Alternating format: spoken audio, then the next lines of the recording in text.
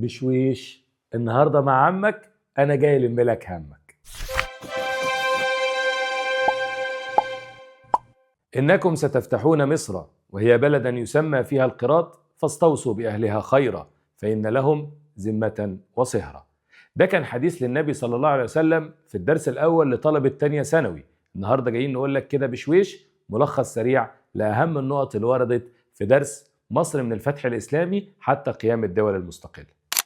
في البداية مصر كانت تحت حكم زي الزفت. أيوة زي ما بقولك كده، احنا كنا محتلين من قبل الرومان، ناهبين خيرنا، مضطهديننا، معذبيننا. الشعب المصري عاش فترة ذل كبيرة جدا من 30 قبل الميلاد لحد 641 لحد الفتح الإسلامي. هنحكي لك الفترة دي ايه اللي حصل فيها خطوة خطوة، وهنمشي مع بعض واحدة واحدة لحد ما نوصل لبر الأمان ونوصل لآخر جزء معانا في الدرس.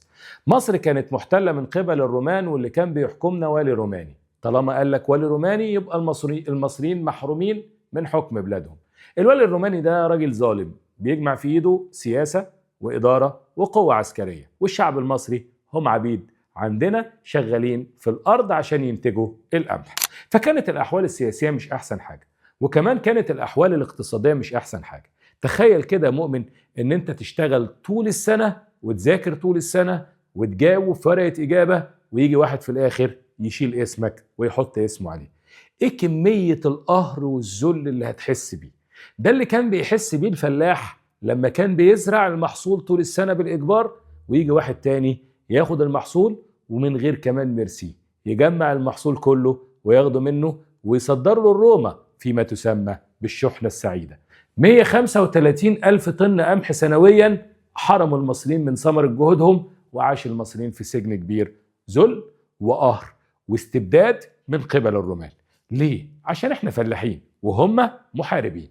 هم ما بيعرفوش يزرعوا، لا بيعرفوا، بس احنا فلاحين عندنا أرض زراعية، خدوا خيرنا وكمان ما سابوناش في حالنا. الأقباط اللي كانوا بيتعبدوا في مصر بطريقتهم يختلفوا عن الأقباط أو عن المسيحيين اللي موجودين في روما. الوضع مختلف، عايزين يفرضوا علينا ديانة احنا مش متقبلينها. الشعب المصري ما بيحبش العنف، بيحب لازم تقنعه.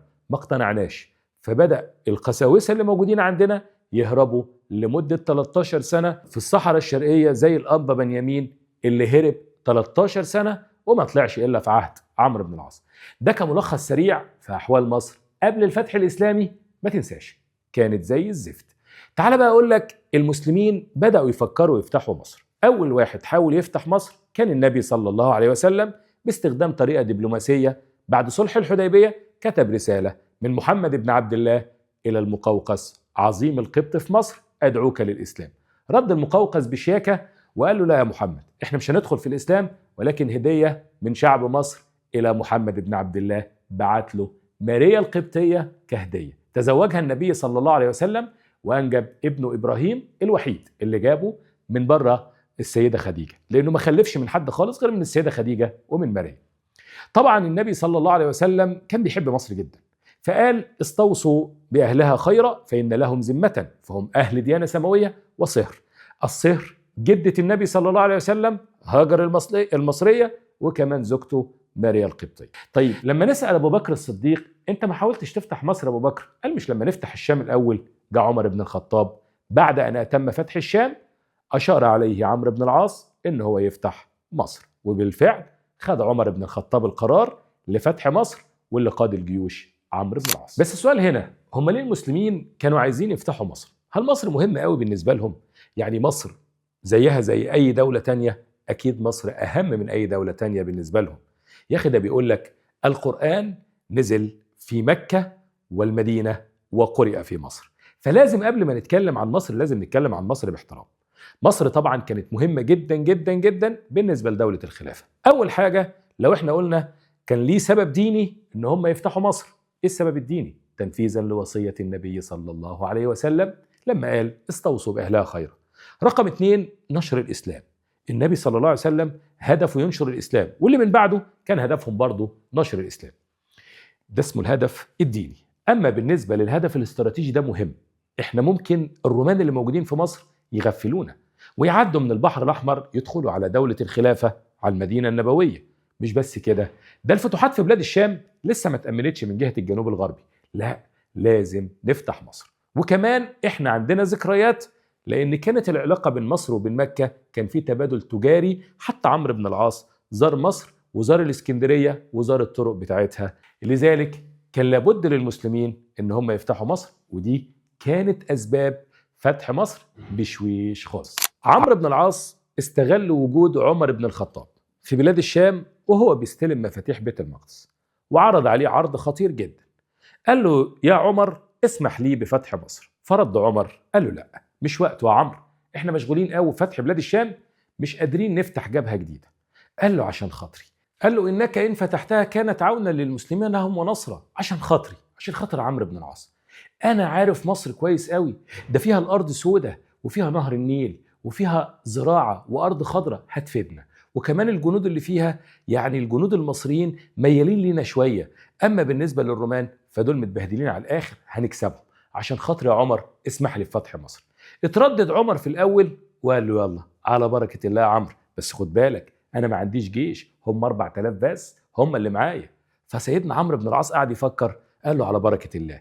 طبعا هو اتفاجئ ان عدد الجنود الرومان اللي في مصر 200 ألف جندي روماني، يعني عدد كده لا يقاوم.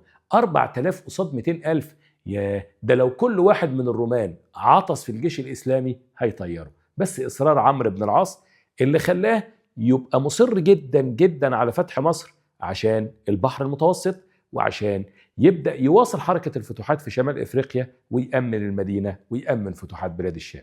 وهنا انطلق عمرو بن العاص لم يتردد، هي الفرصة تجيلك، هي تجيلك مرة، وان ضاعت أيويلك تبقى الأيام مرة. عمرو بن العاص ما صدق، خد 4000 جندي وانطلق من العريش. الأول طلع من فلسطين من قيصرية، دخل العريش، سلام عليكم، مفيش جنود رومان هنا ولا حد رد عليه. دخل العريش سلما دون حرب ولا أي حاجة خالص. بعد كده راح على حتة اسمها الفرمة اللي هي بورسعيد، وهنا عمرو بن العاص شغل المفرمة للرومان، فكانت أول فرمة للرومان في تل الفرمة في بورسعيد، يعني أول اشتباك. بعدها عمرو بن العاص يقعد يفكر، أمشي بمحاذاة الساحل؟ لا يا عمرو، في خطورة.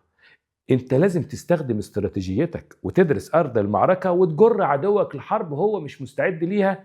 ركز على نقاط الضعف. سحبهم لبلبيس، وفي بلبيس دارت معركة بعد أن حاصرها شهر ونص، ويلتقي بالأرطبون. تعالى يا غالي، فينك من زمان، انت هربت مرة والتانية، هنا نهايتك. وأضع الأرطبون في بلبيس. يكمل لحد مدنين شمال الإزبكية، يلاقي مقاومة ضعيفة. بعد كده يدخل عمرو بن العاص على عين شمس، وهنا يوصل لأهم الحصون الرومانية وهو حصن بابليون. المقوقس شخصيا يقعد في الحصن ومعاه 200 ألف، لأن الحصن لو اقتحموا المسلمين بقى الطريق سهل لاسكندرية.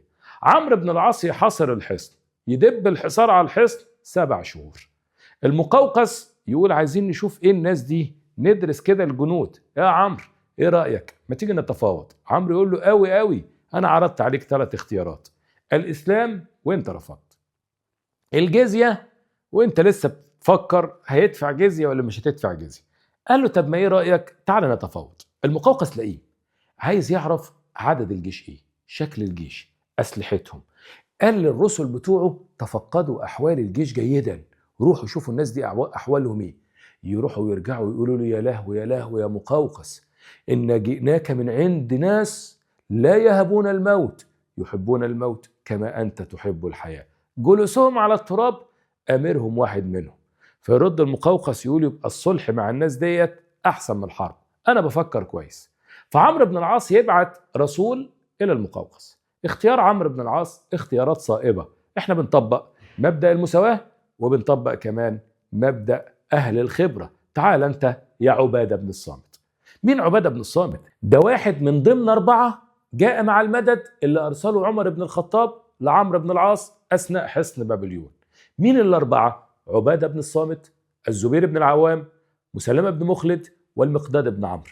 على فكرة عمر بن الخطاب قال لعمرو بن العاص هبعت لك 4000 جندي و4 أشخاص على رأس كل 1000 رجل ب1000. الناس دي ما بتفهمش. فأول ما المقوقس شاف عبادة بن الصامت خاف منه، هابه. ايه يا جدعان انتوا باعتين لي مين؟ مين اللي انتوا باعتينه لي ده؟ قالوا له ايه ماله؟ قالوا انتوا باعتين لي واحد اسود اتفاوض معاه. ما عندناش حد اسود ولا ابيض، احنا عندنا الافضل هو اللي بيتفاوض، هذا سيدنا ونأتمر بامره واميرنا ونأتمر بامره وننتهي بنهيه، لقد امره الامير علينا، ملناش كلام تاني.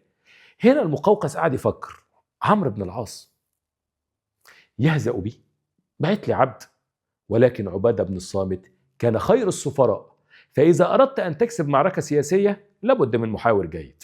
فدار عبادة بن الصامت في مفاوضات مع المقوقس، انتهت هنسلم الحصن، وكمان هنفضل موجودين في مصر، وكمان الأقباط لهم حرية العقيدة. المقوقس قال له استنى هسأل كبيري. بعت لمين؟ لهرقل الروم. قال له تعالى تعالى تعالى يا مقوقس، انت مش قادر تدافع عن مصر؟ 200,000 يا جدع انت قصاد 7-8 آلاف مسلم مش قادر عليهم. وقبض على المقوقس وفشلت المفاوضات. الزبير بن العوام بحيلة بسيطة جدا يطلع فوق الحصن ويكبر الله أكبر، 7-8 آلاف واحد بيكبروا بره لحد ما الحصن اهتز فترك الحصن، فدخل المسلمين بحيلة الزبير. ما فضلش قدامهم غير اسكندرية، دخلها عمرو بن العاص بعد حصار ما يقرب من 14 شهر، ووضع شروط صلح الإسكندرية. وبعدها عمرو بن العاص ادى عهد الأمان لأقباط مصر، اظهر وبان يا بنيامين وعليك الأمان. يطلع بنيامين ينفض هدومه ويقول لقد وجدت في بلادي أمنا بعد خوف. البلد اتبدلت اتغيرت، المعيز والناس راحة وجاية، الوضع اختلف تماما، المسلمين أفضل من الرومان. وده الجزء الأول من الدرس بشويش. تعال بقى أقول لك الجزء الثاني من الدرس. مصر في عصر الولاة اللي مسكوا الحكم كانوا بيتبعوا 3 أماكن. في عصر الخلفاء الراشدين تبع المدينة النبوية، في عصر الدولة الأموية كانوا تبع دمشق، في عصر الدولة العباسية كانوا تبع بغداد. تعال أقول لك أول والي عربي مسك الحكم في مصر كان عمرو بن العاص. وعمرو بن العاص مسك في ولايتين مهمين جدا وليه أعمال بارزة جدا جدا جدا في مصر. أول حاجة عملها عمرو بن العاص يثبت أن لا مكان للإسكندرية مرة أخرى، فخد عاصمة جديدة اختار لها مكان عشان تبقى قريبة من المدينة، وراح مسميها الفسطاط عشان الخيمة بتاعته اللي باضت عندها حمامة أثناء حصن بابليون. وبعدها يختار مدينة الفسطاط وتنافس أي مدينة في التقدم والازدهار. بعدها عمنا عمرو بن العاص يبني جوه المدينة مسجد الذي سمي بتاج الجوامع، أفضل مسجد وأول مسجد وأكبر مسجد في أفريقيا، اللي كان بيزور المسجد كل يوم حوالي 5000 عشان ياخدوا حاجاتهم. يعني عايز أشوف حبيبي صاحبي فدي أسباب اجتماعية، عايز أكتب عقد بيع فدي أسباب اقتصادية، وده يختلف مع مسجد النبي صلى الله عليه وسلم. كمان أنا عايز أصلي، عايز أعبد ربنا، عايز أحضر درس علم، فتعددت أدوار مسجد عمرو بن العاص. وكان في البداية البنى بتاعه بسيط جدا جدا جدا على الطراز الإسلامي. عمرو بن العاص بدأ يستغل إمكانيات مصر وموقع مصر الجغرافي، وهنا يفكر عمرو بن العاص نربط الفسطاط إزاي بالمدينة النبوية. ففكر في أحد المشروعات الرومانية اللي كانت موجودة وقال يا أولاد الذين ليس كل ما تركه الرومان مضر، ولكن هنستفيد من قناة تراجان اللي عملها تراجان الإمبراطور الروماني، وكان بيربط البحر الأحمر بالبحر المتوسط. فيفكر عمرو بن العاص إحنا لازم نربط الفسطاط بالمدينة النبوية، فحفر قناة تراجان. وفي لحظة وفي وقت وفي سنة من السنين تحصل مشكلة. المشكلة في دولة الخلافة نفسها، في المدينة في مركز الحكم. عمر بن الخطاب يربط على بطنه حجر، مش لاقيين ناكل، الوضع صعب. المدينة تعاني من انخفاض في المياه، المدينة تعاني من الجفاف، هنموت، هياكل عظمية. المسلمين وزنهم وصل للنص، لدرجة ان العلماء سموا السنة ديت بعام الرمادة، مفيش مية، في عطش شديد، نعمل ايه؟ فكر عمر بن الخطاب وفكر في جملة قالها له قبل كده عمرو بن العاص: إنك إن فتحتها كانت عونا للمسلمين لهم ونصرة. يكتب رسالة عمر بن الخطاب مضمونها: فغوساه ثم غوساه ثم غوساه، الحقني يا عمرو بن العاص. يرد عليه عمرو بن العاص يقول له: لبيك ثم لبيك ثم لبيك يا أمير المؤمنين، والله هبعت لك بعير أوله عندك وآخره عندي في الفسطاط. ده طبعا مش عشان كثرة الجمال، لا، عشان كثرة الخيرات. وافتكر مقولة قالها له: شفت احنا ساعدنا دولة الخلافة وأصبح لينا الفضل على دولة الخلافة طول عمر مصر عطاءة. يفضل الوضع هكذا لحد ما يجي عصر الدولة الأموية، وهنا يمسك رجل من أعدل الرجال ورجل من أفضل الرجال شعبية وحكم وعدل، وهو عبد العزيز ابن مروان ابن الحكم. عبد العزيز ابن مروان كمل المشروعات اللي عملها عمرو بن العاص، فعمل أنطرة على قناة أمير المؤمنين عشان الناس تعدي بين طرفي الفسطاط، وكمان عمل مقياس للنيل عشان يحدد قيمة المية اللي في النيل، عشان ده راجل عادل تبقى الضرايب فيها مرونة. وكمان وسع مسجد عمرو بن العاص، ولكن أصيب بالجذام فاضطر ياخد عاصمة جديدة يغير الفسطاط وينقل العاصمة الحلوان زي عمرو بن العاص، وده بنسميه وجه الشبه ما بين الطرفين. عبد العزيز بن مروان يحكم مدة كبيرة لحد ما يموت. ندخل في العصر العباسي، عدد ولا كتير عشان خاطر مصر بعيدة عن مركز الحكم في بغداد، تضعف الدولة العباسية، ينفرد الولاة بحكم مصر، وعلى طول تظهر ما يسمى بالدول المستقلة. وده يا وحش الدرس اللي جاي، مصر ما بين الطولونيين والإخشيديين. ده كملخص الدرس الأول، مصر من الفتح الإسلامي حتى قيام الدول المستقلة بشويش. نسيت أقول لك وصية كل المصريين في الفترة ديت، لو أنت عايز تسمع شرح عجيب تابع عم غريب.